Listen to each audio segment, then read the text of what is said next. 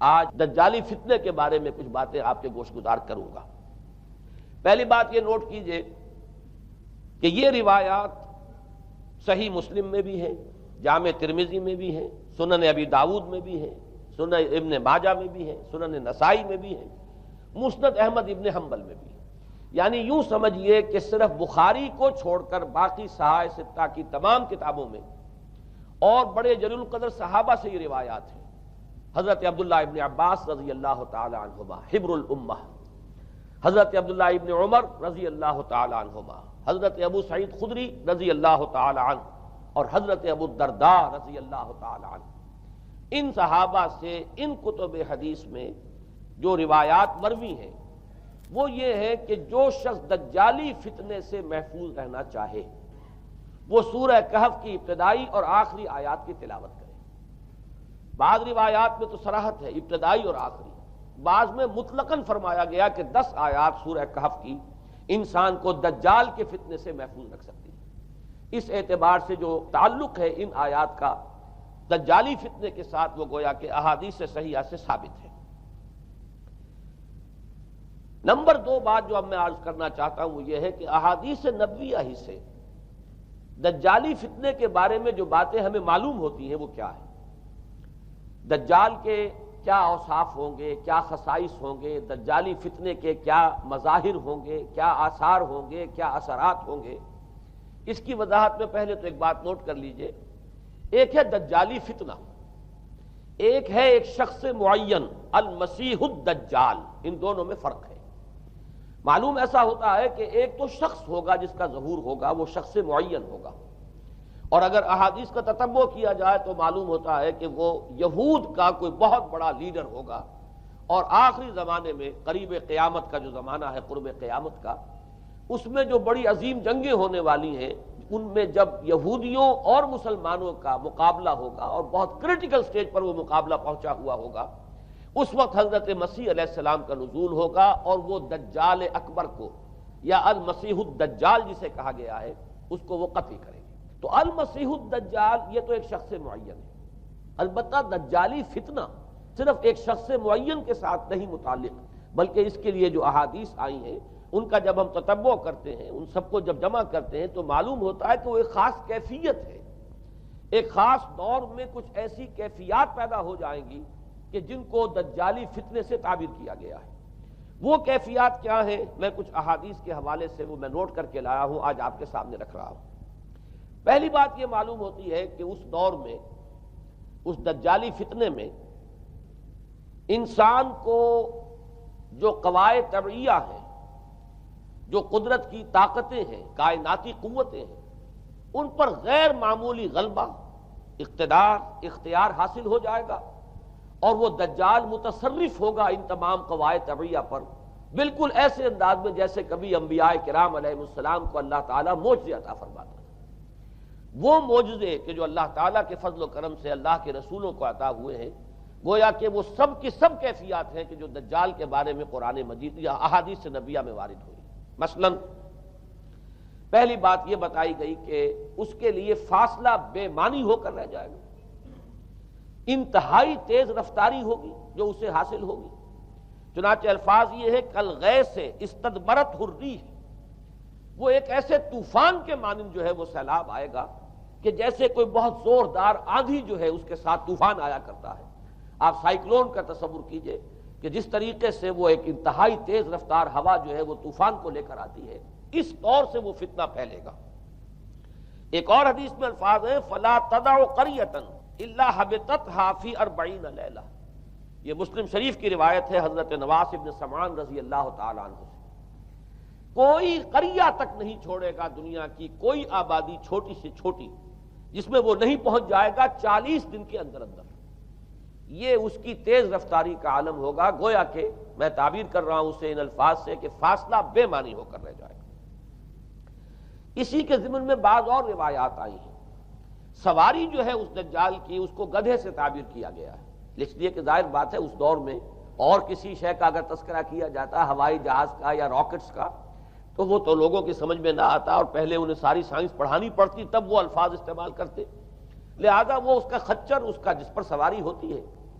لیکن اس کی تیز رفتاری کے لیے الفاظ آئے ہیں کہ اس کا ایک قدم اگر مکے میں ہوگا تو دوسرا قدم شام میں جا کر پڑے گا، اور الفاظ یہ آئے ہیں کہ اس کے دونوں کانوں کے درمیان فاصلہ جو ہے وہ 40 باع کا یعنی 80 ہاتھ کا ہوگا، بلکہ حضرت علی رضی اللہ تعالیٰ عنہ کے خطبے میں جو اس کا بیان ہوا ہے کہ اس کا ایک کان جو ہے وہ 30 ہاتھ لمبا کان ہوگا اس کا۔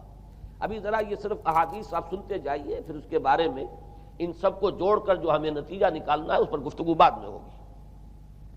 اسی طرح آواز کا معاملہ کہ اس کی آواز 4 دانگ عالم میں بیک وقت سنی جائے گی۔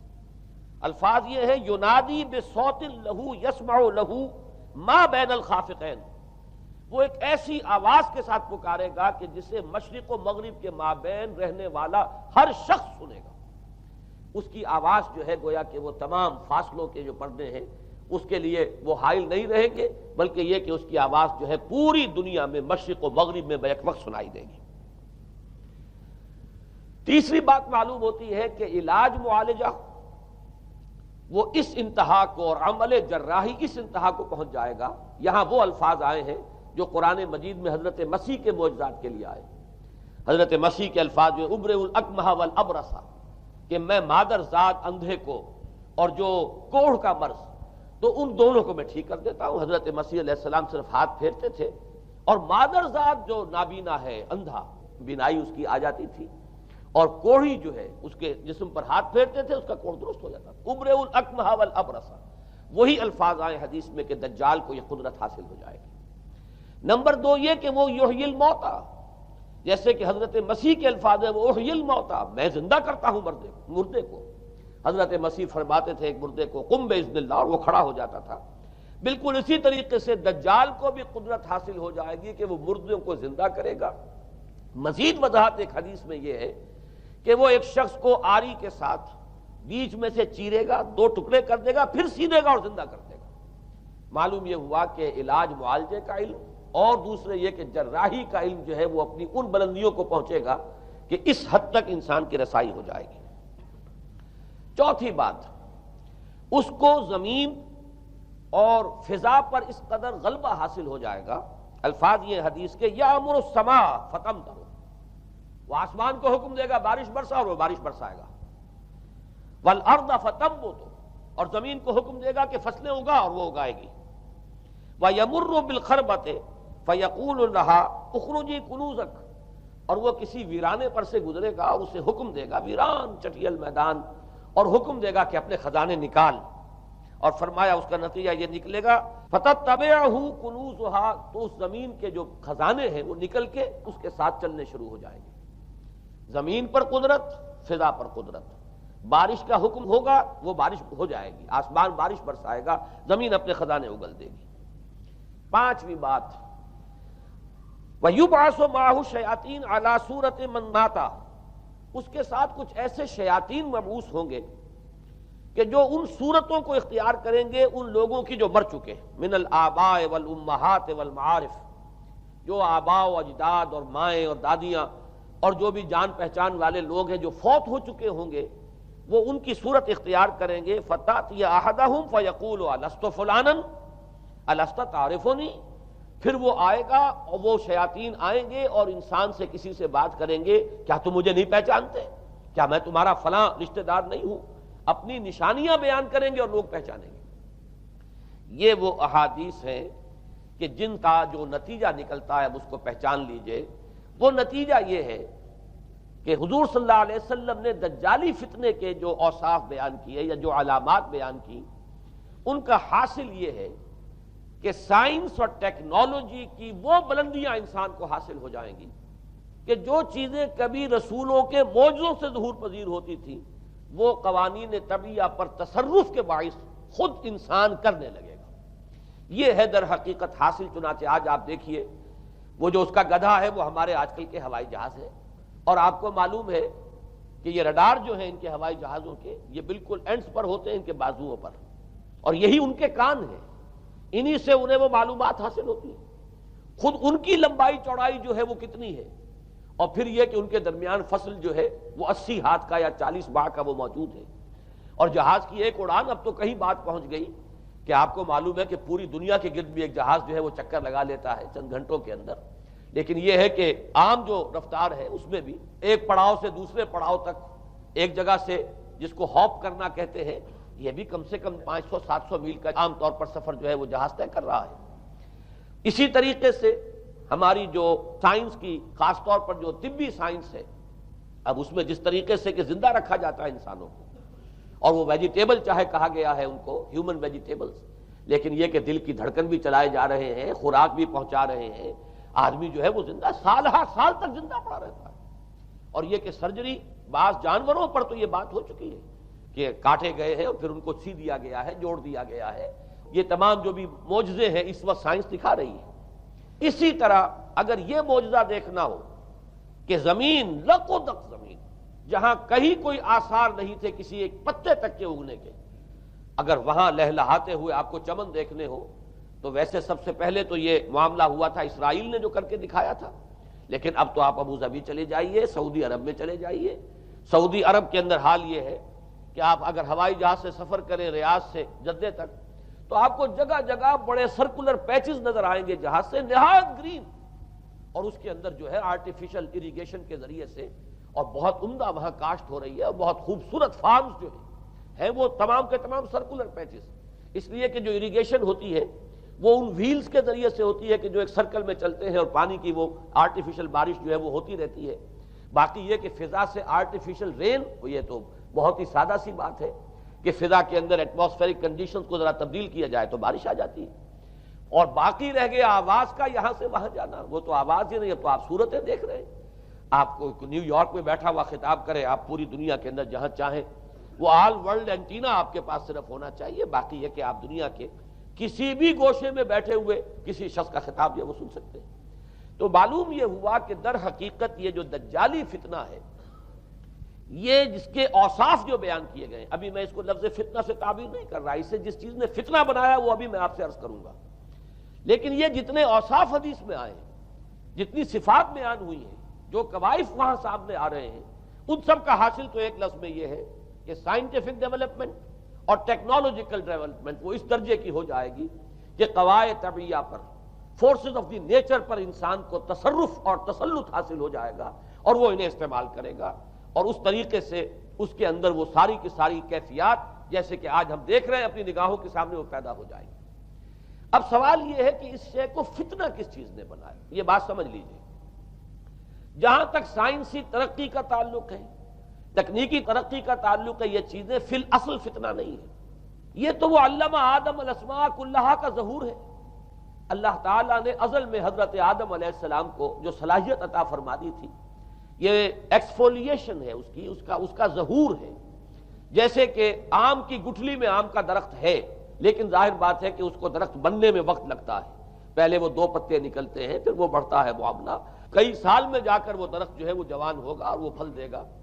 اسی طریقے سے یوں سمجھئے کہ بالقوہ وہ علم حضرت آدم علیہ السلام کو دے دیا گیا، یعنی وہ صلاحیتیں ودیت کر دی گئیں، وہ فیکلٹیز، سمع اور بصر اور فؤاد، دیکھو سنو نتیجہ نکالو اور آگے بڑھو۔ آپ نے چیز دیکھی، ایک سنی، نتیجہ نکالا، اس کو نوٹ کیا، آگے بڑھے، پھر کوئی چیز دیکھی، پھر کوئی سنی، اپنے سابق جو نتیجہ آپ نے نکال کر محفوظ کیا تھا اپنی میموری میں، اس کے ساتھ اس کو ٹیلی کیا، کوئی اور نتیجہ نکل آیا اور آگے بڑھے۔ تو یہ تو سٹیپ بائی سٹیپ، قدم با قدم انسانی علم آگے بڑھ رہا ہے۔ یہ ہرگز فتنہ نہ ہوتا، میرے الفاظ پر توجہ کیجئے، اگر اس کے ساتھ متوازن طور پر ایمان اور روحانیت کا ارتقا بھی ہوتا رہتا، اگر اس کے ساتھ اللہ کی معرفت، اللہ کی محبت، آخرت کا ایمان، منزل انسان کی جو ہے وہ آخرت ہے، دنیا نہیں ہے، اگر یہ چیزیں ساتھ کے ساتھ ہوتی تو یہ ہرگز فتنہ نہیں۔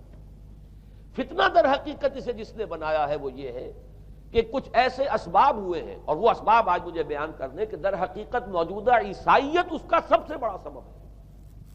اس کے نتیجے میں ایک بہت بڑا گیپ ہے، اپالنگ گیپ ہے، بڑا مہیب خلا ہے، بڑی وسیع خلیج ہے جو حائل ہو چکی ہے کہ ایمان اور روحانیت ختم ہوتے چلے گئے، اور یہ ٹیکنیکل اور سائنٹیفک ڈیولپمنٹ بڑھتی چلی گئی۔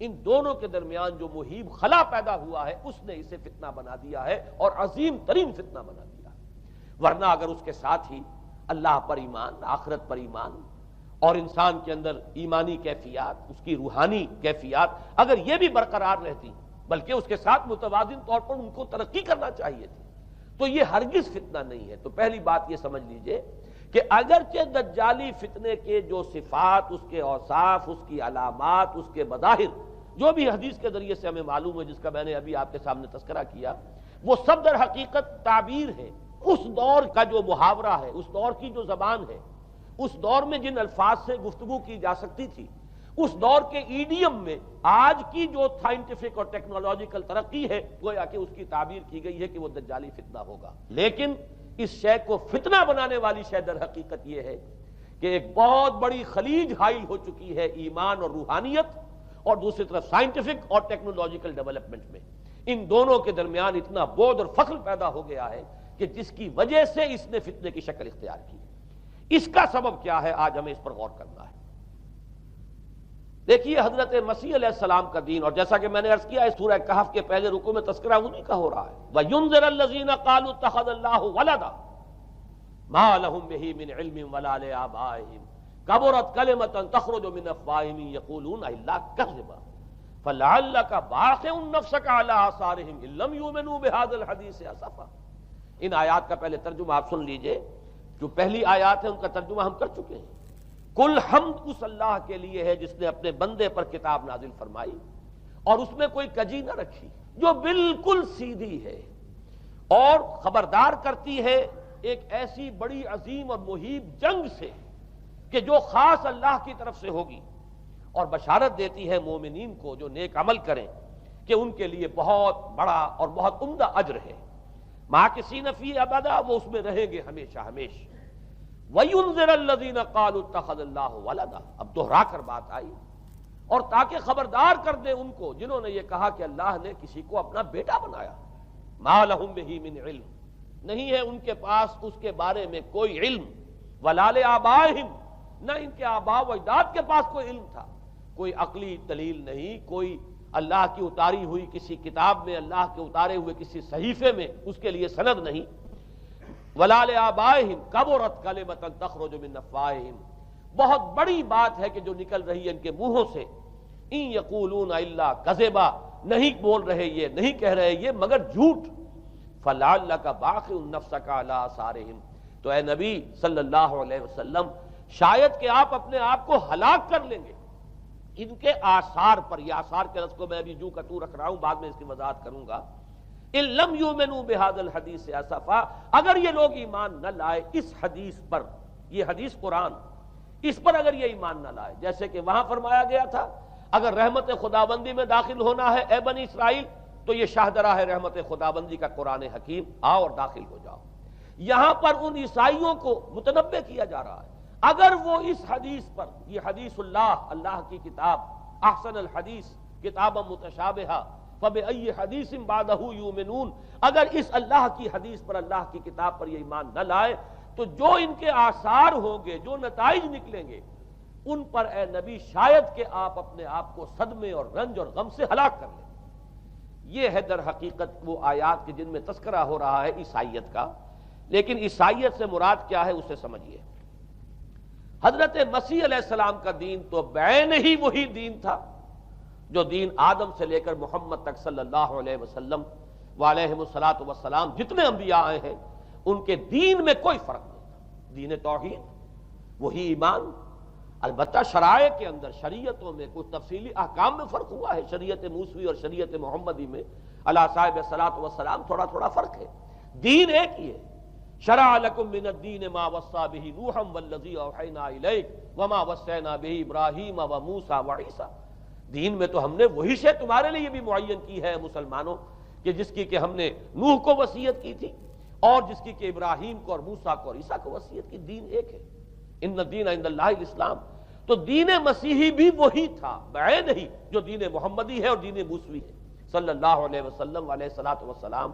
البتہ حادثہ جو نہایت عظیم پیش آیا ہے اور وہ یہ ہے کہ ساؤل اس کا نام تھا پہلے، جس نے کہ اپنی زندگی میں حضرت مسیح علیہ السلام جب تک موجود تھے دنیا میں شدید انہیں تکلیفیں پہنچائیں، شدید ایذائیں پہنچائیں، ان کی مخالفت پر کمر بستہ رہا، لیکن اس کے بعد جب انہیں اٹھا لیا گیا، یا عیسائیوں کے عقیدے کے مطابق وہ سولی دیے گئے، اور اس کے بعد ان کا عقیدہ بھی یہ ہے کہ سولی پانے کے بعد پھر وہ زندہ ہو کر آسمان پر چلے گئے، جبکہ ہم یہ سمجھتے ہیں اور ہمارا ایمان ہے کہ انہیں سولی دی نہیں گئی، بلکہ انہیں تو پہلے ہی اٹھا لیا گیا تھا، ان کی جگہ کوئی اور ہے۔ انجیل برنباس نے یہ بات بالکل واضح کر دی کہ در حقیقت وہی حواریین میں سے جس نے کہ غداری کی تھی اور پکڑوایا تھا، مخبری کی تھی، وہی ہے جس کی شکل بنا دی گئی تھی حضرت مسیح علیہ السلام کے جیسی مانند، اور وہ شخص ہے کہ جو سولی چڑھا ہے۔ بہرحال عیسائیت اس وقت کی جو اس کا عقیدہ ہے اور جو ہمارا عقیدہ اور ایمان ہے، ان دونوں کی روح سے حضرت مسیح علیہ السلام آسمان پر اٹھا لیے گئے۔ اس کے بعد اس نے دین مسیحی میں نقب لگانے کے لیے، جو دین مسیح اصل دین اسلام تھا، اس کو کرپٹ کرنے کے لیے، ڈسرپٹ کرنے کے لیے، اس میں نقب لگانے کے لیے اس نے اپنے ایک مکاشفے کا ذکر کیا کہ میں آ رہا تھا سفر میں کہ مجھے حضرت مسیح نظر آئے ہیں آسمانوں میں، اور انہوں نے مجھے کہا ہے کہ اے ساؤل تو مجھے کیوں ستاتا ہے، اور تو اب فلاں جگہ جا اور میرے نام سے نبوت کر۔ اس کے بعد اس نے لبادہ اوڑھا عیسائیت کا، اور اس نے آ کر جس طرح عبداللہ ابن سبا نے محمد الرسول اللہ صلی اللہ علیہ وسلم کے دین میں نقب لگائی، اسی طریقے سے اس شخص نے دین مسیحی میں نقب لگائی۔ فرق یہ ہے کہ دین محمدی صلی اللہ علیہ وسلم، چونکہ یہ آخری دین تھا، اب کوئی اور رسول آنے والا نہیں تھا، اللہ تعالیٰ کی طرف سے اس دین کو، اس شریعت کو ایک پروٹیکشن حاصل ہے، لہذا ایک جزو کی حد تک گمراہی جو ہے پھیل سکی، کل پر محیط نہیں ہوئی۔ لیکن بدقسمتی سے دین مسیحی کے بارے میں یہ ہوا کہ کچھ عرصے تک تو کشمکش رہی ہے۔ اصل دین مسیحی پر بھی جو کاربند لوگ تھے اور جو اس کے اوپر مستقیم رہے، وہ قائم کچھ عرصے تک رہے ہیں، لیکن ہوتے ہوتے تقریباً اس دور تک آ کر جب کہ حضور کی بعثت ہوئی ہے، اصل دین مسیحی کے ماننے والے تقریباً ختم ہو چکے تھے، شاذ لوگ رہ گئے تھے، اور ان میں بھی یہ جرت نہیں تھی کہ اپنے اصل دین کا وہ اظہار کر سکے، بلکہ ہوتے ہوتے ان 600 سالوں کے اندر یہ ہوا کہ وہی پالزم جو ہے در حقیقت اس نے ہی مسیحیت کی شکل اختیار کر لی۔ یہ پالزم جو ہے یہ ہے در حقیقت، یوں سمجھیے کہ ادیان عالم کی تاریخ میں سب سے زیادہ گمراہ کن مذہب، جس کا رد عمل پیدا ہوا ہے یورپ میں، جس نے کہ اس دجالی فتنے کی شکل اختیار کی ہے۔ میں یہ چاہتا ہوں کہ اس کے ضمن میں چند باتیں آج آپ کے سامنے رکھوں۔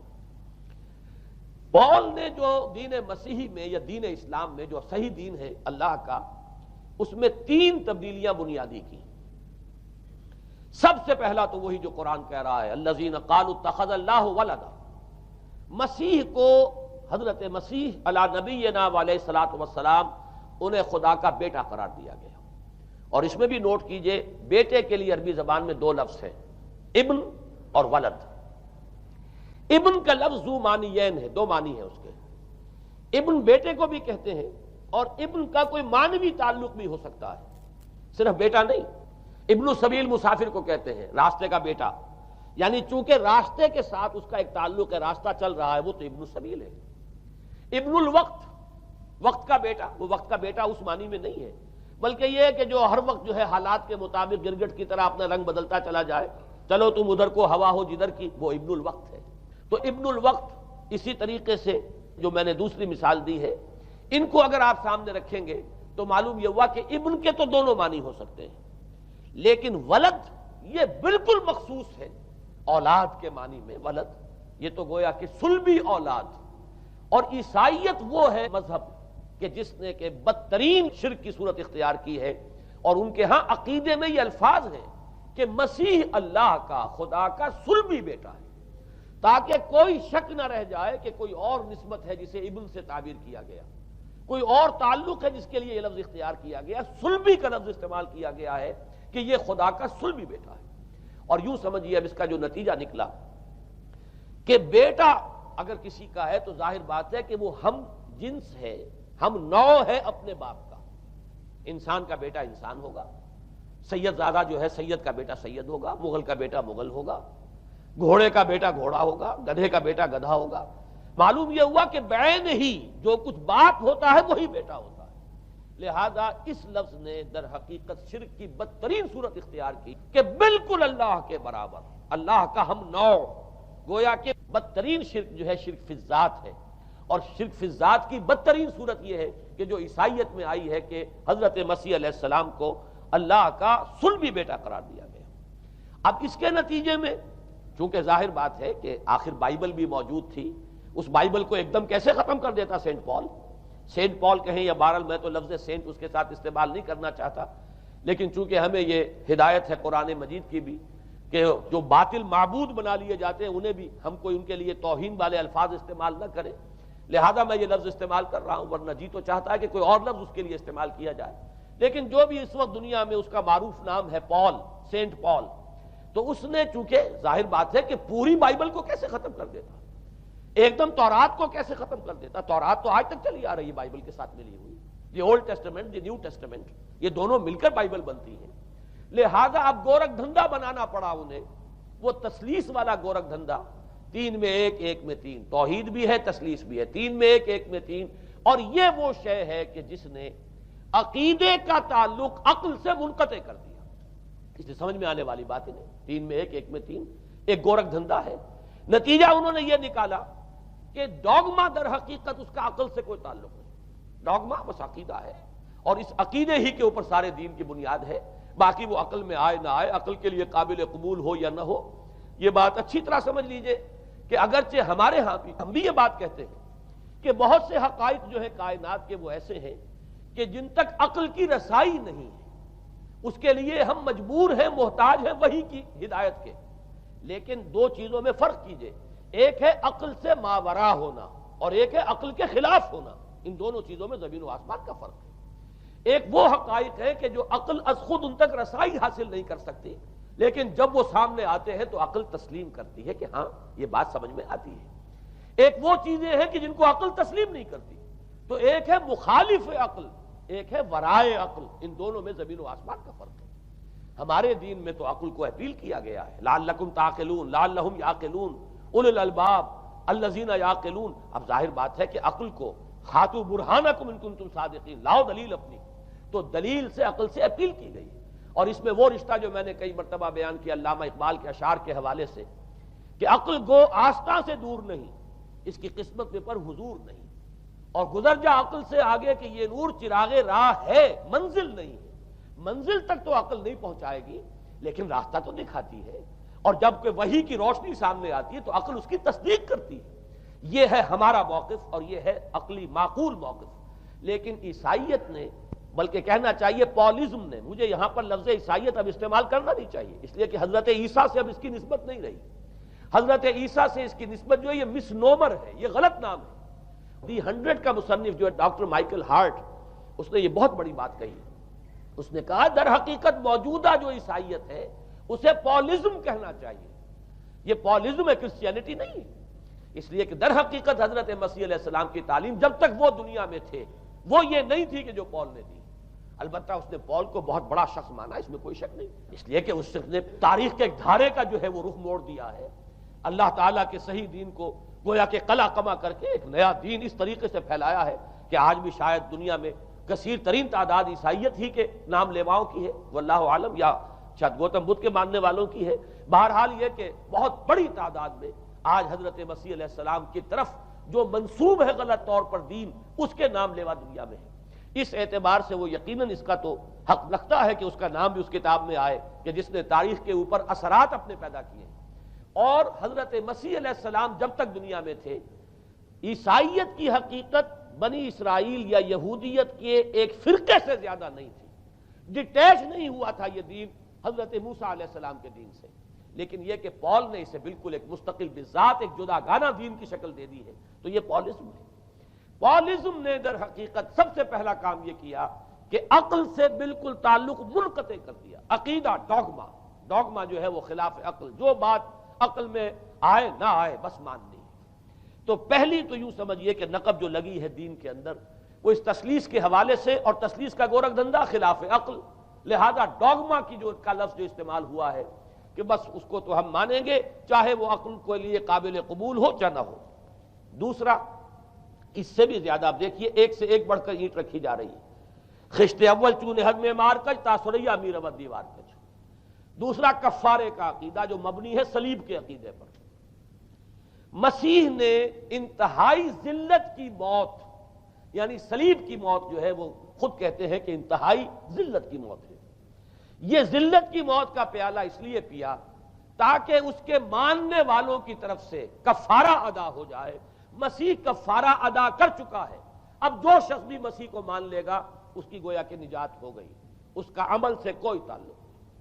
عمل ہو نہ ہو، بد کردار ہو، اچھا کردار والا ہو، نیک ہو، بھلا ہو، جیسا بھی ہو، برا ہو، بدماش ہو، لچا ہو، لفنگا ہو، مسیح کو مان لے، صرف ماننے پر، اس لیے کہ مسیح تو اس کی طرف سے کفارہ پیش کر چکا۔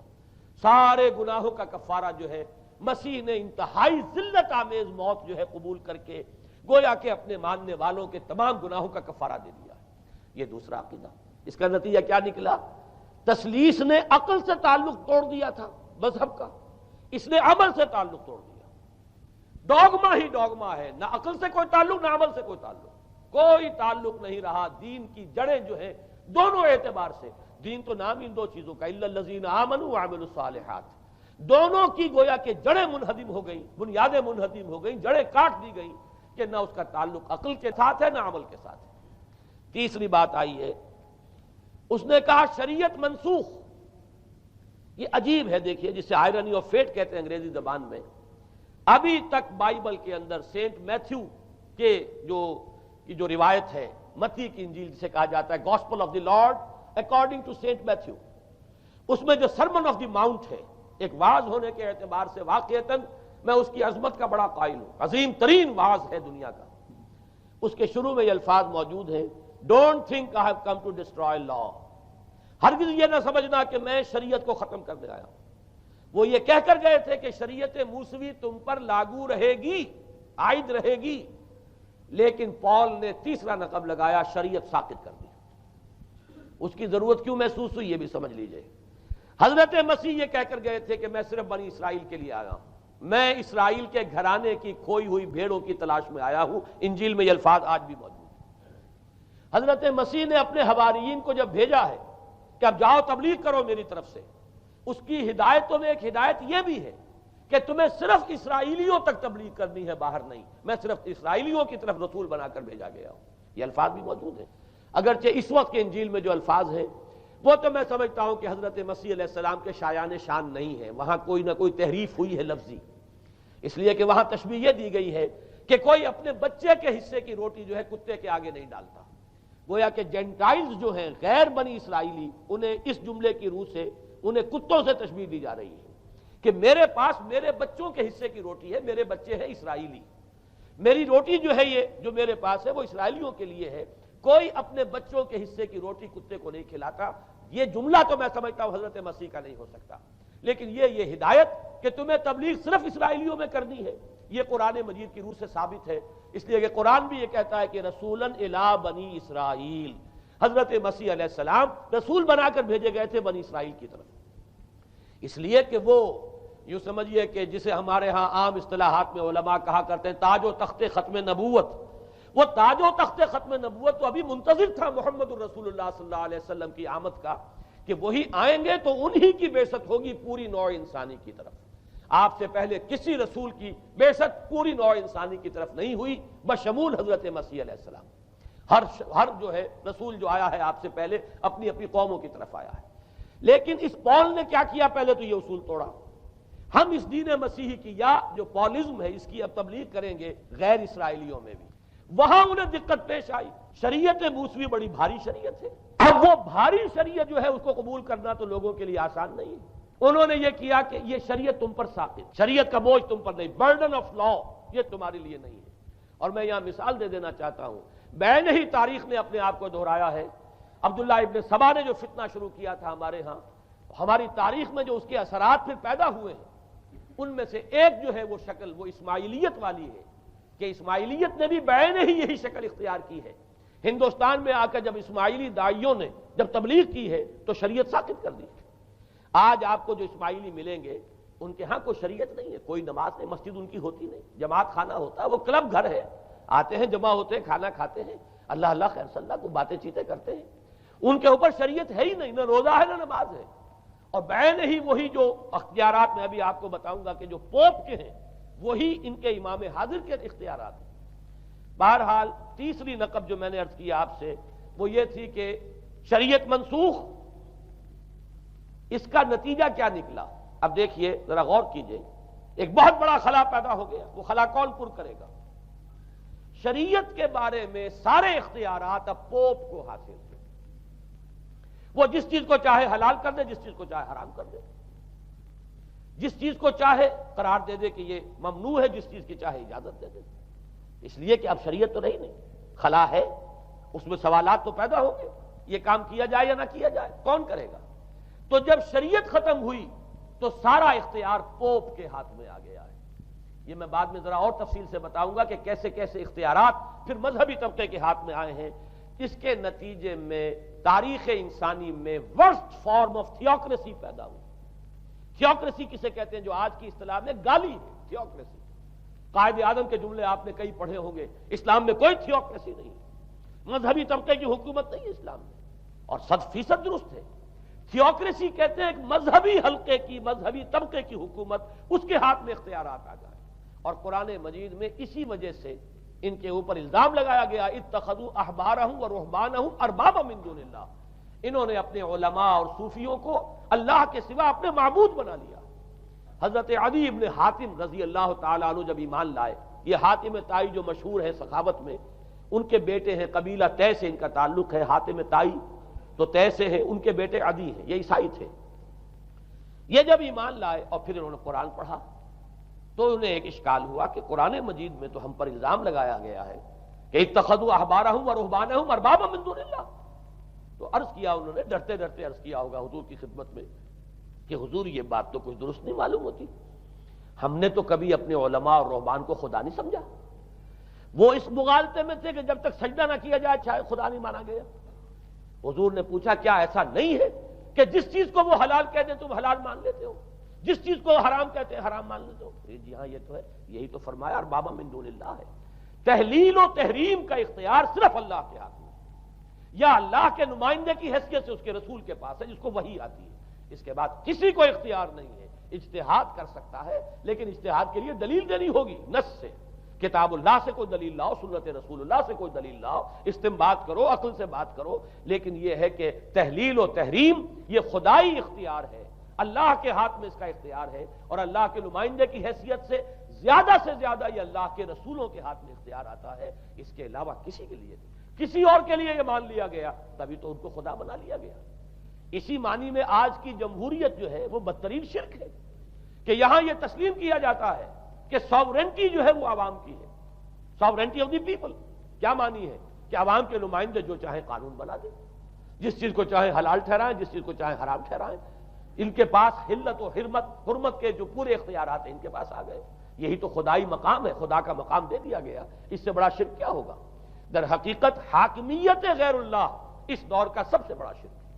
تو وہاں یہ حق جو ہے دے دیا گیا علماء کے ایک طبقے کو، پوپ کو، تو گویا کہ تاریخ انسانی کی بدترین تھیوکریسی، بدترین مذہبی استبدادی حکومت قائم ہوئی ہے یورپ میں۔ اس کے حوالے سے میں کچھ تاریخی حوالے بھی اب آپ کے سامنے رکھ دوں۔ دیکھیے جب تک پال نے یہ کام شروع کیا ہے تو تقریباً 3 صدیوں تک تو یہ صرف ایک مذہبی تبلیغ کا کام ہوا ہے۔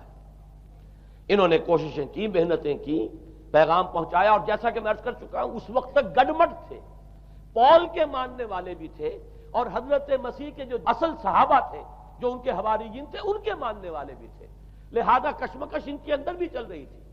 لیکن ظاہر بات ہے کہ حضرت مسیح کے اصل حواریین وہ تو اول تو یہ کہ اپنی گفتگو رکھ رہے تھے محدود بنی اسرائیل تک، نمبر 2 یہ کہ انہوں نے تو شریعت کو ساقط نہیں مانا۔ جنگل کی آگ کی طرح جو مسیحیت پھیلی ہے وہ پالزم والی مسیحیت ہے، اس لیے کہ اس میں تو کوئی شریعت کا کوئی بوجھ نہیں، کوئی حلال نہیں، کوئی حرام نہیں، کوئی نماز نہیں، کوئی روزہ نہیں، لہذا یہ تیزی کے ساتھ پھیلی اور 300 برس تک تو ایک کشمکش جو ہے جاری رہی۔ انہوں نے تبلیغیں کی، مصائب جھیلے، کشمکش اندر بھی چلی باہر بھی چلی۔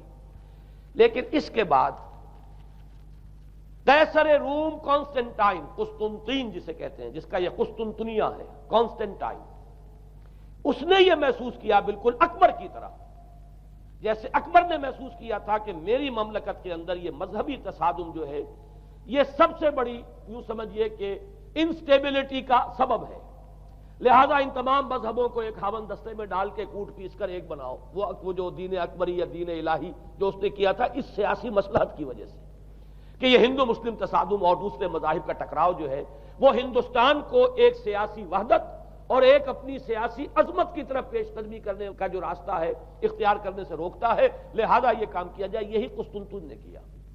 اس نے جب دیکھا بڑی کشمکش چل رہی ہے اس نے خود عیسائیت اختیار کر.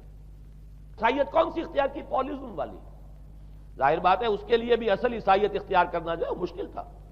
پالیزم والی. اور اس کے بعد یہ اب اسٹیٹ کی جو مشینری تھی، جو طاقت تھا، جو دباؤ تھا، اس کے حوالے سے اب یہ مسیحیت جو ہے پورے رومن امپائر کے اندر اب یہ بڑی تیزی کے ساتھ جس کو کہنا چاہیے اس کا ایک نظام قائم ہوا اور جو مذہبی طبقہ تھا اس کا اقتدار مستحکم ہو گیا. اس کے باوجود 200 برس اور گزرے. یونان چونکہ بہت بڑا مرکز تھا علم کا، فلسفے کا، سائنس کا، حکمت کا. آپ کو معلوم ہے یہ تمام ارسطو ہو، افلاطون ہو، یہ سب یونان کے ہیں. ارشمیدس ہو، یہ تمام کے تمام جو بھی ہے تو سائنس اور فلسفہ دونوں اس کا گہوارہ یونان تھا. یونانی حکماء اعتراض کرتے تھے. لہذا سن 529 اس کو نوٹ کر لیجئے. جسٹینین ایک قیصر تھا اب قسطنطین کے 200 برس بعد. اس نے اپنی پوری مملکت میں فلسفہ اور سائنس کی تعلیم حرام قرار دی. کوئی نہ فلسفہ پڑھ سکے گا نہ سائنس. جو فلسفہ پڑھے گا اس کو مرتد قرار دے دیا جائے گا اور زندہ آگ میں جلا دیا جائے گا. انکوزیشن کورٹس قائم ہوئی.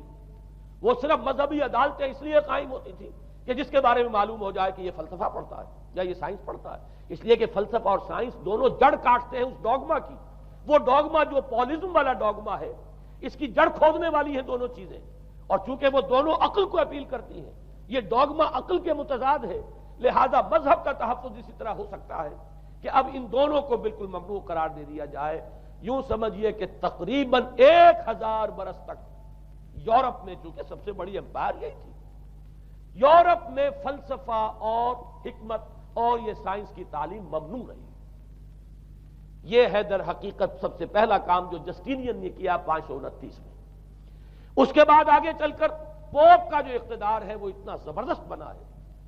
پوپ کو اختیار حاصل ہو گیا جس چیز کو چاہے وہ قانون کا درجہ دے دے. اس لیے کہ شریعت تو ہے نہیں، خلا پوپ کون کرے گا؟ پوپ کو کرے گا. پوپ کو اختیار حاصل ہو گیا وہ جس کے گناہ چاہے معاف کر دے. اب دیکھیے اگرچہ ویسے تو گناہ پہلے ہی معاف ہو گئے کہ جس نے مسیح کو مان لیا گناہ تو معاف ہو گئے اگلے پچھلے سب، لیکن یہ کہ پھر بھی ایک خلش رہ جاتی ہے انسان کے دل میں. چونکہ ایک اخلاقی حص انسان کے اندر اللہ نے پیدا کی ہوئی ہے.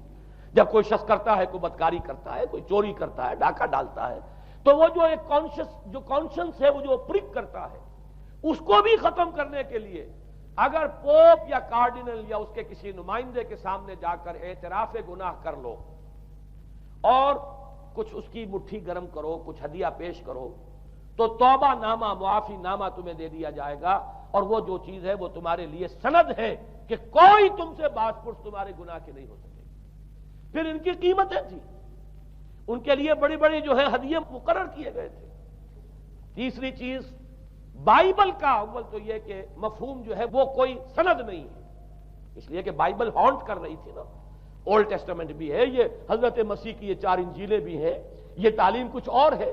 لہذا بائبل جو ہے وہ سند نہیں ہے. سند پوپ کا جو ہے فرمان وہ سند ہے. بائبل کی شرح کرنے کی، بائبل کی طرف سے کوئی دلیل لانے کی کسی کو کوئی حق حاصل نہیں. یہ جبر تھا، یہ تشدد تھا یورپ میں. یہ وہ دور تھا جب کہ اسلام پھیل رہا تھا. میں نے اسی لیے آپ سے کہا تھا، نوٹ کرایا آپ کو، 529 میں جسٹینین کا یہ فرمان ہے. 571 میں حضور کی ولادت ہو رہی ہے، وہی صدی ہے. اور 630 کے آس پاس، بلکہ 629 کے آس پاس سلطنت روما کے ساتھ مسلمانوں کا ٹکراؤ شروع ہوا ہے. تو یہ تاریخی ان کو ریلیشن جو ہے ذہن میں رکھیے.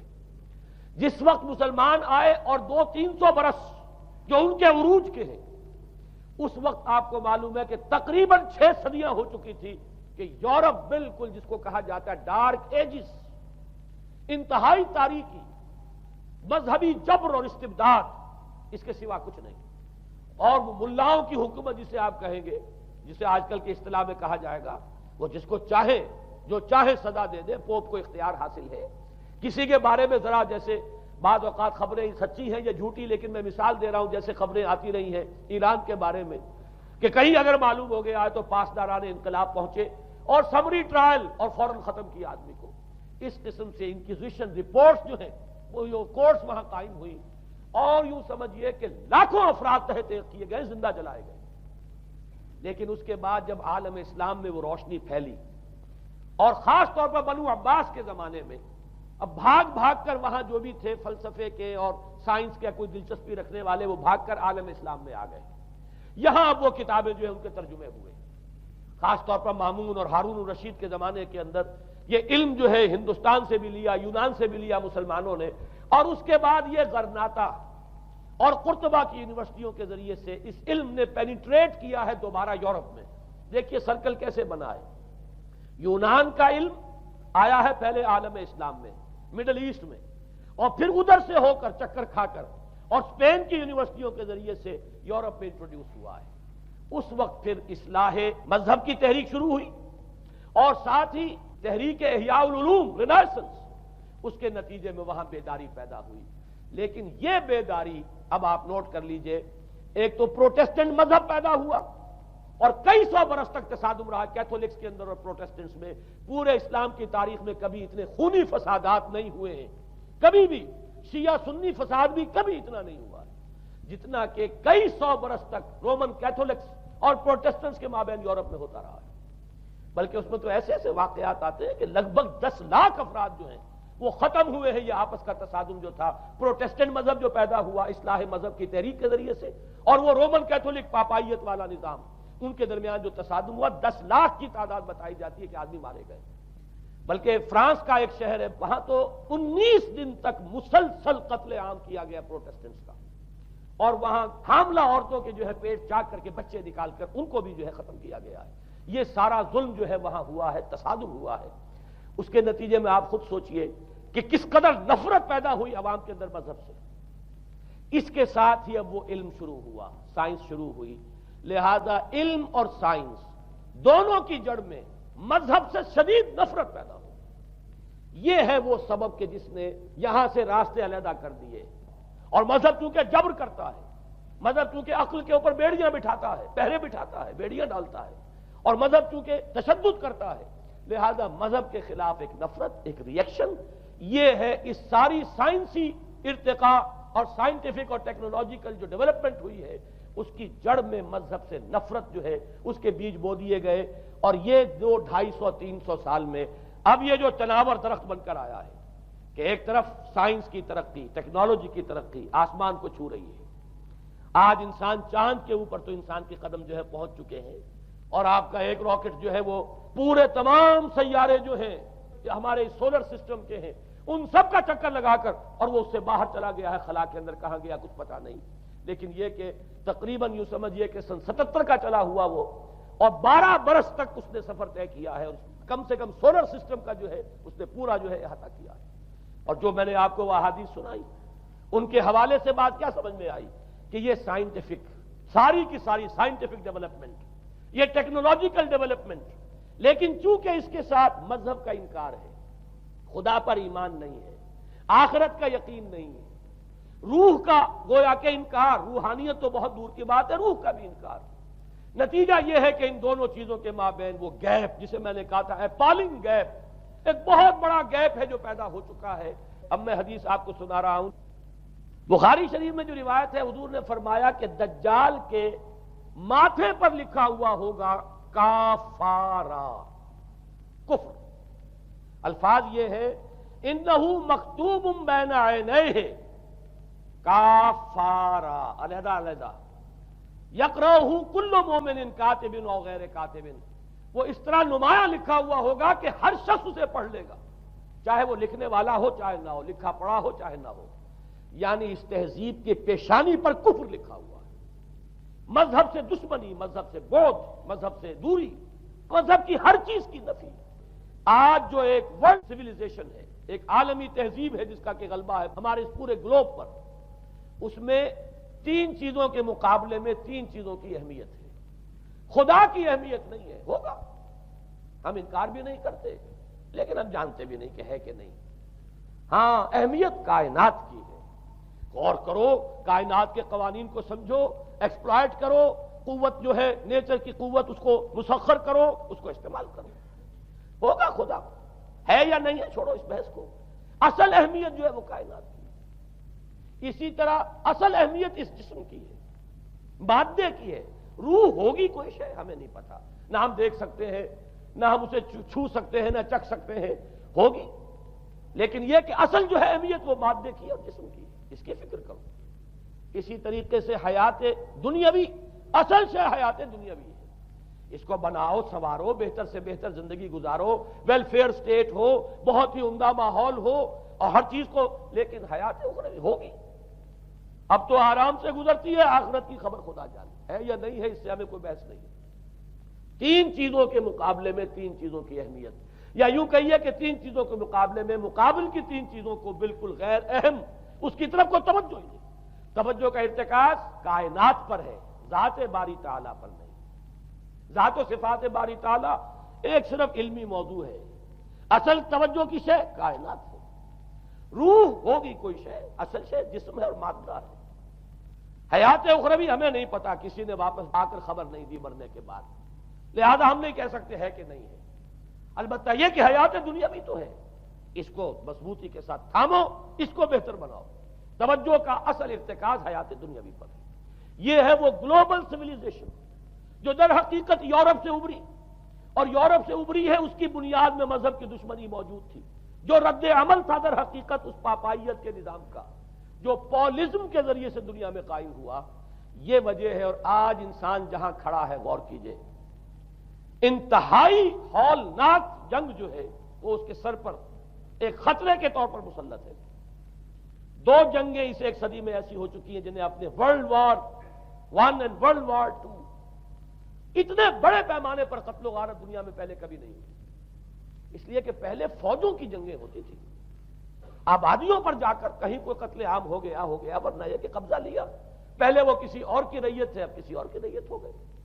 آیا بابر آیا، اس نے پانی پت کے میدان کے اندر ابراہیم لودھی کو شکست دے دی، دلی میں آ کر اس نے کسی کا خون نہیں بہایا، بس وہ آ کے تخت پر قابض ہو گئے۔ کہیں کہیں ہوئے ہیں فتنے، یا پھر عذاب الہی آتے رہے ہیں کہ رسولوں کے انکار کی سزا کے طور پر قوم نسیہ منسیہ کی گئی ہیں، لیکن جنگیں جو دنیا میں ہوتی تھی، وہ جنگوں کا معاملہ جو ہے وہ اس نوعیت کا ہوتا تھا، وہ فوجوں کے درمیان ٹکراؤ ہوتا تھا، میدان جنگ میں کشتوں کے پشتے لگتے تھے، لیکن اس کے بعد نہیں ہو گیا، کہیں کسی نے بہت غصہ نکال لیا۔ لیکن اس صدی میں اب جو جنگیں ہوئی ہیں اس سے تو ملک کے ملک تہس نہس ہوئے ہیں، آبادیاں ختم ہوئی ہیں، اور جو تیسری جنگ ہوگی یہ جان لیجئے، آخر انسان کب تک اسے ٹالے گا؟ رشیا کے بارے میں یہ سمجھنا کہ وہ پیچھے ہٹ گیا ہے، پسپائی اختیار کر لی، اس نے بہت بڑی حماقت ہے۔ وہ در حقیقت اب ڈپلومیسی کی راہ سے سپریمیسی چاہتا ہے، لہذا تصادم تو ہو کر رہنا۔ مولانا مناظر حسن گیلانی رحمۃ اللہ علیہ کے خیالات جو ہیں وہ مجھے اس سورہ کہف کے ابتدائی آیات کے ضمن میں مجھے ان سے اتفاق ہے، اور بہت سی چیزیں ان سے ماخوذ ہیں۔ اسی طریقے سے جو حدیث اب میں آپ کو بتا رہا ہوں، میرے سامنے اس کا متن نہیں ہے، مولانا حامد میاں رحمۃ اللہ علیہ انہوں نے مجھے یہ بتایا تھا کہ جو میں نے جمع کیے ہیں حالات و واقعات، قیامت سے پہلے جو حالات و واقعات پیش آنے والے ہیں، جن کی پیشین گوئی احادیث میں ہیں، ان سے معلوم ہوتا ہے کہ ایک بہت بڑی خوفناک جنگ، اتنی بڑی خوفناک جنگ، اور ان کے الفاظ یہ ہے کہ اس میں دونوں فریق جو ہوں گے ان میں بڑی تعداد عیسائیوں کی ہوگی، ادھر بھی ادھر بھی، ایک طرف البتہ عیسائیوں کے ساتھ مسلمان بھی ہوں گے، یہودی بھی ہوں گے، اور دوسری طرف خالص عیسائی طاقت ہوگی، اور ان کے درمیان اتنی خوفناک جنگ ہوگی۔ الفاظ ان کے یہ ہیں اس حدیث کے جو انہوں نے مجھے بتائے کہ ایک پرندہ سینکڑوں میل تک پرواز کرے گا اور اسے سوائے لاشوں کے اور کچھ نظر نہیں آئے۔ آپ تصور کیجئے اگر ایٹامک وار ہو جاتی تو یہی ہوگا، تہس نہس ہو جائے گا، معاملہ ختم ہو کر رہ جائے گی چیز۔ اور یہ چیز جو ہے یہ بہرحال یہ جتنا کچھ پائل اپ کیا گیا ہے، یہ ڈسٹرکٹیو فورس، سائنس کی یوں سمجھیے کہ معراج اب یہی ہے۔ اب تو سٹار وارز کی باتیں ہو رہی ہیں کہ صرف زمین پر نہیں، باہر بھی یہ جنگیں ہمیں لڑنی پڑیں گی، لیکن یہ کہ اس کا کیا حال ہوگا۔ امریکہ میں ایک پکچر تیار کی گئی تھی، دی ڈے آفٹر غالباً اس کا نام ہے، اس میں ایک نقشہ دکھایا گیا ہے اس قدر ہولناک کہ یہ 100 اور اونچی منزلہ عمارتیں جو ہے یہ ایسے جیسے کہ کچے گھروں سے ہوتے ہیں، ایسے وہ پگھل کر رہ جائیں گی، اور یوں سمجھیے کہ انسان جو ان کے اندر ہوں گے، ایک ایک منزل کے اندر، ایک ایک ایسی 100 منزلہ عمارت کے اندر ہزاروں آدمی ہوتے ہیں، جیسے کہ کوئی ایسی کالونی ہو کوئی ان کی چیونٹیوں کی، اور اس پوری کالونی کو آپ اپنے پاؤں سے مسل دیں، ایسے انسانوں کا حال ہوگا اگر وہ جنگ ہو جاتی جس کا نقشہ کھینچا گیا ہے۔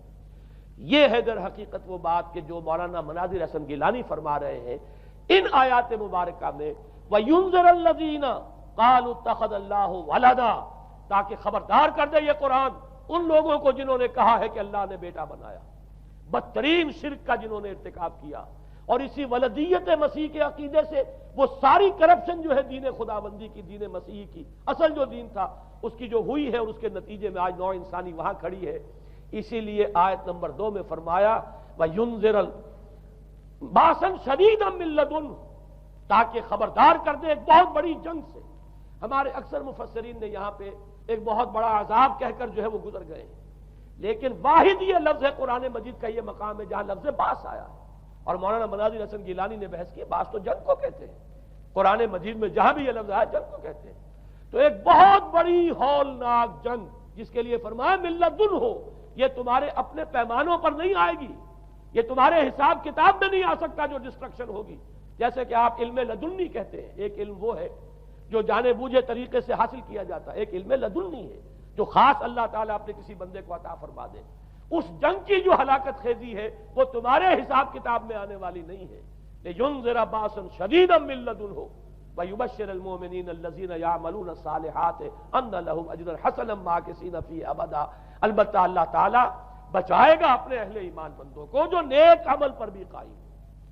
اب میں وہ حدیثیں آپ کو سنا دوں، میں نے پہلے بخاری کی حدیث آپ کو سنا دی کہ اس پورے فتنے کے معلوم ہوگا کہ اس کی دونوں آنکھوں کے مابین کافارا لکھا ہوا ہے کفر، گویا کہ یہ سمبل ہے، یہ علم ہے، یہ علامت ہے اس جدید موجودہ تہذیب کی، کفر، الحاد، مادہ پرستی، خدا کا انکار، آخرت کا انکار، روح کے وجود کا انکار۔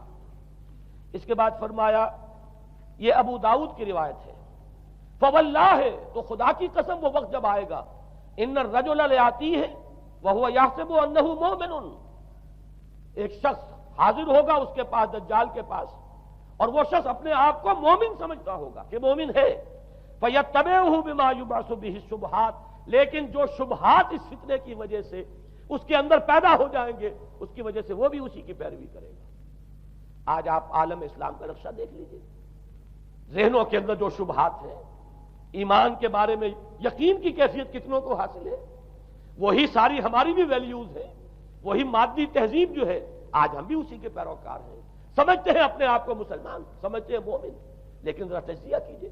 اسی کو میں نے اپنے اس کتابچے میں اسلام کی نشأت ثانیہ میں تفصیل سے واضح کیا کہ در حقیقت رگوں پے میں سرایت کر گئی ہے یہ تہذیب، بظاہر جو ہے نظر آتا ہے جیسے روئے ارضی پر، زمین کے اوپر تو آپ کو کہیں اونچائی نظر آ جائے گی، کہیں نیچائی نظر آ جائے گی، کہیں پانی ہے، کہیں خشکی ہے، ذرا اوپر چلے جائیں تو ہوا ہے، ہوا کا غلاف پورے کرۂ ارضی کو اپنے اندر لیے ہوئے۔ یہی حال ہے ہر ملک میں آپ چلے جائیں، نیچے کے لوگوں میں کچھ مذہب نظر آ جائے گا تھوڑا بہت۔ ہندوستان میں بھی اگر کوئی مندروں میں جاتا تو گھٹیا آدمی جاتے ہیں، بیچارے نیچ لوگ جاتے ہیں، بڑا لوگ آدمی کوئی نہیں جاتا۔ ہمارے ہاں بھی جا کے ہوتے ہیں مساجد میں سفارا تو غریب، پردہ رکھتے ہیں اگر کوئی تمہارا تو غریب۔ شہروں میں کاروباری طبقہ ضرور ایسا ہے جو نماز روزے کے ساتھ اس کا ایک شوق ہے، لیکن آپ جا کے دیکھ لیجئے دیہات کے اندر کیا حال ہے۔ تو معلوم یہ ہوا کہ نیچے تو شاید کچھ نہ کچھ فرق ہے، یہ مسلمان ملک ہے، یہ ہندو ملک ہے، یہ فلاں ملک ہے، یہ بدھ مت کا ملک ہے، لیکن اوپر چلے جائیں یعنی ہر ملک کے اوپر جو ایلیٹ ہے، جو اعلیٰ تعلیم یافتہ، جو آپ کی ملٹری اور سول بیوروکریسی ہے ٹاپ کی، وہ تو ایک ہی رنگ میں رگے ہوئے، ان کا لباس وہی، ان کا رہن سہن وہی، ان کا تمدن وہی، نام کا فرق اگر نہ ہو تو پتہ نہیں چلے گا یہ مسلمان ہے کہ ہندو ہے کہ سکھ ہے، پر پتہ چلے گا وی پی سنگھ نام ہے تو پتہ چلے گا کہ ہندو ہے، لیکن یہ کہ باقی اس کی وضاحت، اس کا لباس، اس کا اٹھنا بیٹھنا، آپ کے ہاں یہ تو کچھ عوامی دور میں آ کے کرتا شلوار جو ہے وہ آئی ہے، لیکن وہ بھی اندرون ملک ہوتی ہے، باہر جا کر ہمارے اپنے ان لوگوں کے جو لباس ہوتے ہیں آپ کو دیکھیے کہاں فرق معلوم ہو جائے گا کہ کون مسلمان ہے اور کون ہندو اور کون پارسی ہے اور کون عیسائی۔ تو معلوم یہ ہوا کہ اوپر ایک ہی گلوبل سیویلائزیشن ہے جس کا دور دورہ ہے، اور اس سیویلائزیشن کے ماتھے پر لکھا ہوا ہے کافارا، اس میں وہ ایمان نہیں ہے، اس میں الحاد ہے، مادہ پرستی ہے، کفر ہے۔ اس میں آخری حدیث جو میں آپ کو سنا رہا ہوں، حضور نے فرمایا آخر من یخرج الیہ النساء، اس فتنے کی طرف پیش قدمی کرنے والا آخری طبقہ ہوگا عورتوں کا۔ وہ جب اس تہذیب کی طرف لپکیں گے، یہ طبقہ جب آگے بڑھے گا، یہ جو ہمارے ہاں بھی جلوس نکلتے ہیں، شریعت کا مذاق اڑانے والے جلوس، اسلامی احکام کی نفی کرنے والے جلوس نکلتے ہیں، اور ان کے جس طریقے سے ڈسپلے ہوتا ہے اخبارات کے اندر، جتنا ان کے لیے اعزاز ہے، جتنی ان کے لیے یہاں پر تکریم ہے ہمارے معاشرے کے اندر، اس کو پیش نظر رکھیے۔ آخر من یخرج الیہ النساء حتی ان الرجل لیرجع الی امہ و ابنتہ و اختہ و عمتہ فیوثقها رباطا، یہاں تک کہ ایک بندہ مومن کا حال یہ ہو جائے گا کہ وہ دوڑے گا اور کوشش کرے گا اپنی ماں کو، بیٹی کو، بہن کو، پھپھی کو باندھ کر رکھے کہ وہ نکل نہ جائے۔ یہ حال ہو جائے گا کسی شخص کا۔ آج کتنے لوگ بے بس ہو چکے ہیں، اب وہ باندھ کر رکھنے والے بھی گویا کہ ہتھیار ڈال چکے، ورنہ یہ کہ ایک دور تھا کہ کچھ نہ کچھ باندھ کر رکھنے والے تو تھے، لیکن اب تو آزادی کی صورت آئی ہے تو باندھ کر رکھنے والے جو ہے وہ ہار مان چکے۔ اب تو آپ دیکھیں گے اچھے بھلے نظر یہ آتا ہے، داڑھی رکھی ہوئی ہے، خود جو ہے وہ مذہبی مزاج کے ہیں، لیکن بالکل بے پردہ کو خاتون جو ہے این ان کے اسکوٹر کے پیچھے بیٹھی ہوئی یا ان کے کار کے اندر ان کی برابر کی سیٹ کے اوپر بیٹھی ہوئی جا رہی ہے۔ بے پردگی، یہ اباحیت، ہمارے اخبارات کا جو حال ہے اس کو دیکھیے۔ خدا کے لیے یہ رنگین صفحات بند کرو، لیکن مجال ہے جو کسی کے کان پر جوں تک نہیں دی۔ لہذا حدیث کے الفاظ نوٹ کیجئے، آخر من یخرج الیہ النساء، اس فتنے کی طرف پیش قدمی کرنے میں آخری طبقہ جو ہوگا وہ خواتین کا ہوگا۔ حتی ان الرجل لیرجع الی امہ و ابنتہ و اختہ و عمتہ، یہاں تک کہ آدمی دوڑے گا، پکڑے گا اپنی ماں کو، اپنی بیٹی کو، اپنی بہن کو، اپنی پھپھی کو، اور اسے باندھ کے ہی کوشش کرے گا کہ کہیں وہ اس طریقے سے اس دجالی فتنے کے اندر جو ہے وہ اسی کی پیروی کے اندر گھر سے نہ نکل جائے۔ یہ ہے وہ فتنہ جس کی لپیٹ میں اس وقت پوری دنیا آئی ہوئی ہے۔ اب نوٹ کیجئے، اس فتنے کے لیے اب میں چند باتیں اور کہہ رہا ہوں۔ لغوی بحث کیا ہے؟ دجال کسے کہتے ہیں؟ یہ بنا ہے لفظ دجل سے۔ دجل اور فریب یہ ہماری زبان میں بھی مستعمل، دجل و فریب، دھوکہ دینے والی شے، ملمہ، حقیقت کچھ ہو اوپر کچھ اور پردہ ڈال دیا گیا، یہ دجل ہے۔ گندم نمائی جو فروشی دجل ہے، فریب ہے۔ اسی کے لیے دوسرا لفظ عربی زبان کا جو قرآن میں کثرت سے آیا وہ غرور ہے، دھوکہ۔ اصل میں یہ دنیا دھوکہ ہے جو حیات اخروی کے لیے ایک پردہ بن کر ہماری آنکھوں پر پڑ گیا ہے۔ میں وہ آیات اب آپ کو جلدی سے سنا رہا ہوں۔ فرمایا وَمَا الْحَيَاةُ الدُّنْيَا إِلَّا مَتَاعُ الْغُرُورِ، سورہ آل عمران میں بھی آیت آئی، سورہ حدید میں بھی۔ لوگوں سن لو، یہ دنیا کی زندگی سوائے دھوکے کو کچھ نہیں۔ میں بعد میں عرض کر دوں گا کہ ایک دوسرا رخ بھی ہے دنیا کی زندگی کا، لیکن اس وقت یہ آیات سن لیجئے۔ غرتکم الحیات الدنیا، تمہیں دھوکے میں ڈال دیا اس دنیا کی زندگی نے۔ یہ سورہ جاسیہ کی آیت نمبر 35 ہے۔ غرتہم الحیات الدنیا، انہیں دھوکے میں ڈال دیا دنیا کی زندگی نے۔ یہ سورہ انعام میں آیت نمبر 70 بھی ہے، آیت نمبر 130 بھی ہے۔ تیسری مرتبہ سورہ اعراف میں آیت نمبر 51 ہے، اور 2 مرتبہ سورہ لقمان اور سورہ فاطر میں آیا فَلَا يَغُرَّنَّكُمُ الْحَيَاةُ الدُّنْيَا وَلَا يَغُرَّنَّكُمْ بِاللَّهِ الْغَرُورُ۔ دیکھا لوگوں، کہیں تمہیں دنیا کی زندگی دھوکے میں نہ ڈال دے۔ یہ دنیا کی زندگی جو ہے دھوکہ بن کر ایک فریب کا پردہ ہماری آنکھوں پر ڈالتی ہے کہ یہ ہمارا مطلوب مقصود، اسی کے لیے بھاگ دوڑ، اسی کو بنانا سنوارنا۔ وہ جو میں عرض کر چکا ہوں، 3 چیزوں کے مقابلے میں 3 چیزوں کی اہمیت۔ حیات دنیاوی جب مطلوب بن جائے، حیات دنیاوی جب انسان کی اصل محبوب بن جائے، تو گویا کہ حیات اخروی اب نگاہوں سے اوجھل ہو گئی، آنکھ اوجھل پہاڑ اوجھل۔ یہی ہے اصل دجل، یہی ہے اصل فریب۔ آیات اور سنیے، سورہ اعلیٰ، بل تؤثرون الحیات الدنیا والآخرۃ خیر وابقیٰ۔ لوگوں، تمہاری گمراہی کی اصل جڑ بنیاد کیا ہے؟ تم دنیا کی زندگی کو ترجیح دیتے ہو، جبکہ آخرت بہتر بھی ہے اور باقی رہنے والی بھی۔ کلا بل تحبون العاجلہ وتذرون الآخرہ۔ کوئی نہیں، تمہارا اصل مرض یہ ہے کہ تم اس عاجلہ سے جو موجود ہے، سامنے ہے، نقد ہے، اس سے محبت کرتے ہو، اور آخرت کو تم نے تج دیا ہے، چھوڑ دیا ہے۔ یہ سورہ قیامہ اور اس سے اگلی سورت جو ہے وہ آپ کے علم میں ہے، سورۃ الدہر۔ اس میں فرمایا گیا ان ہؤلاء یحبون العاجلۃ ویذرون وراءہم یوما ثقیلا۔ ان لوگوں کا اصل مرض یہ ہے، یہ اس عاجلہ کو پسند کرتے ہیں، اس سے محبت کرتے ہیں، اور پیچھے وہ جو بھاری دن آنے والا ہے اس کا خیال انہوں نے دل سے نکال دیا۔ یہ ہے در حقیقت اصل فساد، اصل فتنہ، اصل گمراہی، 100 خرابیوں کی جڑ ایک خرابی۔ اب اسی کا ایک نتیجہ نکلتا ہے، یہ دنیا جتنی حسین بنتی چلی جائے گی اتنا ہی فتنہ شدید سے شدید تر ہوتا چلا جائے گا۔ یہاں جتنی آسائشیں ہوں گی اتنا ہی آپ پر غفلت کا پردہ طاری ہو جائے گا۔ اور آپ کو معلوم ہے کہ اس پوری سائنٹیفک جو بھی ڈیولپمنٹ ہے اس کا حاصل کیا ہے؟ یورپ میں جائیے واقعتاً دنیا بڑی حسین بن چکی ہے، امریکہ میں جائیے واقعتاً بہت حسین دنیا ہے، ابو ظبی میں جائیے بڑی حسین نظر آئے گی دنیا، کارنیشز جس طریقے کے آباد ہیں۔ یہ دنیا کا حسن جتنا بڑھے گا اتنا ہی یہ آنکھوں پر اور بھاری پردہ ڈال دے گی، آخرت سے آپ کو غافل کر دے گی۔ یہی دجل ہے، یہی فریب ہے، یہی فتنہ دجالی ہے۔ یہی وجہ ہے، دیکھیے یہ جو آیات آج میں بیان کر رہا تھا اس میں آخر میں فرمایا انا جعلنا ما علی الارض زینۃ اللہ لنبلوہم ایہم احسن عملا۔ ہم نے اس زمین کے اوپر جو کچھ ہے اسے اس کا بناؤ سنگھار بنا دیا ہے، زینت بنا دیا ہے، تاکہ ہم جانچیں، پرکھیں، امتحان لیں کون ہے اچھے عمل کرنے والا۔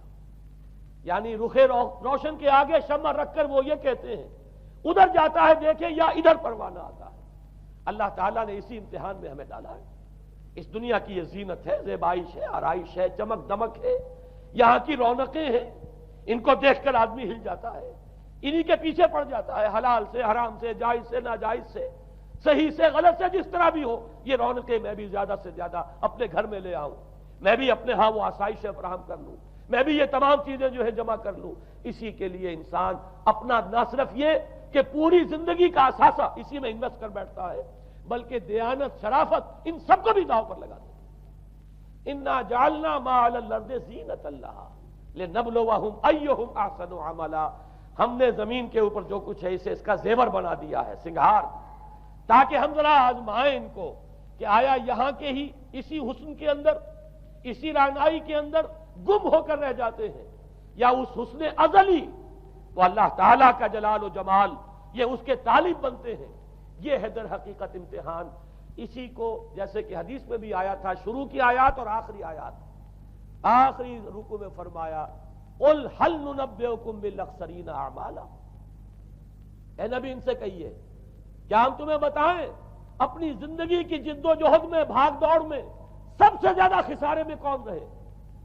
الذین ضل سعیہم فی الحیاۃ الدنیا وہم یحسبون انہم یحسنون صنعا، وہ لوگ کہ جن کی بھاگ دوڑ، جن کی محنت، جن کی کوشش وہ دنیا کی زندگی ہی میں بھٹک کر رہ گئی، اور وہ اپنے کہیں یہ سمجھتے رہے کہ ہم بڑے کامیاب ہو رہے ہیں، بہت اچھے کام کر رہے ہیں، ہم نے اتنی ترقی کر لی، ہم نے یہ کچھ بنا لیا، میں نے یہ جائیداد بنا لی، میں نے یہ کچھ مقام حاصل کر لیا، لیکن مطلوب و مقصود دنیا۔ ضل سعیہم فی الحیاۃ الدنیا، انہوں نے دنیا کی زندگی ہی کے اندر اپنی ساری سعی و جہد کو بھٹکا کر رکھ دیا۔ میں اس کا جو دوسرا رخ بتانا چاہتا تھا وہ ایک حدیث کے حوالے سے ہے۔ اگر آخرت مطلوب و مقصود رہے تو یہ دنیا آخرت کی کھیتی بن جاتی ہے۔ حضور نے فرمایا دنیا مزرعۃ الآخرہ، اگر تمہارا مطلوب و مقصود آخرت ہے تو پھر یہ اس دنیا کے اندر یہ کھیتی ہے، بو گے یہاں تو وہاں کاٹو گے، نیک اعمال کرو، خدمت خلق کے لیے کوشاں ہو جاؤ، لوگوں کی ہدایت کے لیے اپنی توانائیاں جو ہے وقف کرو، خیرکم من تعلم القرآن وعلمہ، اس دنیا میں محنت کرو گے تو آخرت میں اجر و ثواب پاؤ گے۔ الدنیا مزرعۃ الآخرہ، اگر آخرت مطلوب و مقصود ہو تو دنیا بڑی قیمتی ہے، اس کا ایک ایک لمحہ بڑا قیمتی ہے۔ تو حیات دنیا بھی نہ صرف یہ کہ غیر حقیقی نہیں بلکہ بہت قدر و قیمت کی حامل، لیکن اگر پردہ پڑ گیا، آخرت نگاہوں سے اوجھل اور دنیا ہی مطلوب و مقصود، تو یہ دھوکے کی ٹٹی ہے۔ وَمَا الْحَيَاةُ الدُّنْيَا إِلَّا مَتَاعُ الْغُرُورِ، نہیں ہے دنیا کی زندگی مگر دھوکے کا سامان۔ غرتہم الحیات الدنیا، غرتکم الحیات الدنیا، لا تغرنکم الحیات الدنیا، دیکھنا یہ دنیا کی زندگی کہیں تمہیں دھوکے میں نہ ڈال دے۔ آخری بات عرض کر رہا ہوں، یہی وجہ ہے سورہ بنی اسرائیل میں بھی آخری لفظ جو پہلے رکوع میں وہ کیا تھا؟ وَأَنَّ الَّذِينَ لَا يُؤْمِنُونَ بِالْآخِرَةِ أَعْتَدْنَا لَهُمْ عَذَابًا أَلِيمًا. اور وہ لوگ، نوٹ کر لیجئے وہ آیات، إِنَّ هَذَا الْقُرْآنَ يَهْدِي لِلَّتِي هِيَ أَقْوَمُ وَيُبَشِّرُ الْمُؤْمِنِينَ الَّذِينَ يَعْمَلُونَ الصَّالِحَاتِ أَنَّ لَهُمْ أَجْرًا كَبِيرًا وَأَنَّ الَّذِينَ لَا يُؤْمِنُونَ بِالْآخِرَةِ أَعْتَدْنَا لَهُمْ عَذَابًا أَلِيمًا. یہاں پر ایمان بالآخرہ جو ہے اس کو اہمیت دی گئی ہے. جو لوگ آخرت پر یقین نہیں رکھتے ان کے لیے ہم نے دردناک عذاب فراہم کیا. اور یہاں پر بھی جیسا کہ سامنے آ گیا، سورہ کہف جو ختم ہو رہی ہے جن مضامین پر، وہ بھی وہی آیات ہیں جن کے بارے میں حدیث میں آیا ہے کہ دجالی فتنے سے محفوظ کرنے میں ان کی بڑی تاثیر ہے. قل هل ننبئكم بالاخسرين اعمالا الذين ضل سعيهم في الحياة الدنيا وهم يحسبون انهم يحسنون صنعا اولئك الذين كفروا بآيات ربهم ولقائه فحبطت اعمالهم فلا نقيم لهم يوم القيامة وزنا. یہ وہ لوگ ہیں جنہوں نے اپنی رب کی آیات کا انکار کیا، جن کی دنیا ہی مطلوب و مقصود بن کر رہ گئی ہے. چاہے وہ کہیں ہم قرآن کے ماننے والے ہیں اور محمد کے عاشق ہیں صلی اللہ علیہ وسلم، اولئک الذین کفروا بآیات ربہم ولقائہ فحبطت اعمالہم ولا نقیم لہم یوم القیامۃ وزنا ذالک جزاؤہم جہنم بما کفروا واتخذوا آیاتی ورسلی ہزوا. یہ وہ لوگ ہیں کہ جنہوں نے ہمارے رسولوں اور ہماری آیات کا ٹھٹھا اڑایا ہے. اس لیے کہ رسول کہہ رہے ہیں اصل منزل آخرت کی ہے، تم بنائے ہوئے دنیا کو مطلوب و مقصود. تو لاکھ زبان سے عشق رسول کے دعوے کرو، اپنے عمل سے در حقیقت رسول کی تکذیب کر رہے ہیں. اللہ تعالی ہمیں ان سے محفوظ رکھے اور اصل حقیقت ہماری نگاہوں پر منکشف ہو، اور یہ دنیا ہماری نگاہوں پر پردہ نہ پڑ کر رہ جائے، آخرت سے اور اللہ سے ہمیں محجوب نہ کر دے. اس لیے کہ یہی اصل دجالی فتنہ ہے، اور ان سے بچنے کے لیے محمد الرسول اللہ صلی اللہ علیہ وسلم کے فرمان کے مطابق سورہ کہف میں نے کچھ ابتدائی اور آخری آیات کا صرف حوالہ دے دیا ہے، لیکن یہ کہ اس کے مضامین میں درمیان میں بھی کچھ چیزیں ہیں. اب میں اس طرح ایک ایک لفظ کے حوالے سے تو آئندہ ان کا تذکرہ نہیں کر سکوں گا، لیکن یہ ہے کہ میں موٹے موٹے مضامین انشاءاللہ سورہ کہف میں اس موضوع سے متعلق آئیں بیان کروں گا. اقول قولی ھذا واستغفر اللہ لی ولکم ولسائر المسلمین والمسلمین. بلے چھالوں کی ہنس کے یار منا لیں دے،